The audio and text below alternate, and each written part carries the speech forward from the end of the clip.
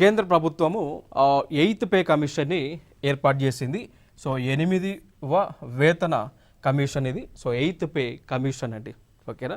So pay కమిషన్ని తీసుకొచ్చారు. దీని ద్వారా ఎవరైతే కేంద్ర ప్రభుత్వ ఉద్యోగులు ఉంటారో వారి యొక్క శాలరీ అనేటువంటిది గణనీయంగా పెరగబోతూ ఉంది ఎయిత్ పిఆర్సీ ద్వారా, ఓకేనా. సో లైక్ ఇప్పుడు వరకు ఇంప్లిమెంట్ చేస్తున్నది 7th కమిషను. ఇప్పుడు దాని యొక్క టర్మ్ అనేటువంటిది కంప్లీట్ అవుతున్నటువంటి సందర్భాన ఆ ఎయిత్ పే కమిషన్ని యాక్సెప్ట్ చేశారు. క్యాబినెట్ అప్రూవ్ ఇచ్చింది. జనవరి 16, 2025లో అప్రూవ్ అనేటువంటిది ఇచ్చారు. సో లైక్ ఈ రెండింటి మధ్య వ్యత్యాసాలు కొన్ని చూద్దాం. సో 7th కమిషన్కి 8th కమిషన్కి మధ్య ఉన్నటువంటి డిఫరెన్సెస్.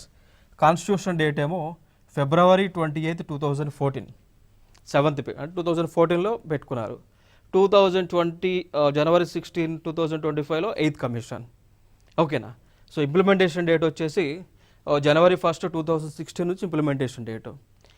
8th పిఆర్సీనేమో January 1, 2026 నుంచి ఇంప్లిమెంటేషన్. ఇక్కడ మినిమం బేసిక్ పే ఎంత పెట్టుకున్నారు? 18,000 పెట్టారు. ఇక్కడ 8th పే ద్వారా ఎంత పెట్టారు అంటే 51,480 రూపీస్ పెట్టారు. అంటే ఎక్స్పెక్టెడ్ 186% ఇంక్రీజ్ అవుతుందని ఎక్స్పెక్ట్ చేస్తున్నారు. సో 8th పే కమిషన్ ఏర్పాటు చేస్తే కనుక శాలరీలు విపరీతంగా పెరుగుతాయి, ఓకేనా. నెక్స్ట్ ఫిట్మెంట్ ఫ్యాక్టర్ ఏమో 2.57 ఇక్కడ, అక్కడేమో 2.86 ఎక్స్పెక్టెడ్. పే స్ట్రక్చర్ వచ్చేసి simplified pay matrix with 19 levels అని ఉంది. ఇక్కడేమో లైక్ దీన్నే కంటిన్యూ చేస్తారని అంటున్నారు. అలవెన్స్ ఏమో రేషనలైజ్డ్ డిఏ హెచ్ఆర్ఏటిఏ ఇస్తారు, బట్ ఇక్కడ దీని కూడా ఇన్ఫ్లేషన్ తగ్గట్టు. సో 8th పిఆర్సీలోనేమో 8th కమిషన్లోనేమో ఈ అలవెన్సెస్ అనేటువంటిది ఇన్ఫ్లేషన్ తగ్గట్టు కూడా అడ్జస్ట్ చేస్తారు, పెంచుతారని కూడా చెప్తా ఉన్నారు, ఓకేనా.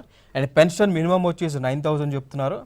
ఇక్కడ పెన్షన్ ఏమో సాధ్యమైనంత వరకు ఎక్కువ పెన్షన్ అనేటువంటిది ఇస్తామని చెప్తా ఉన్నారు.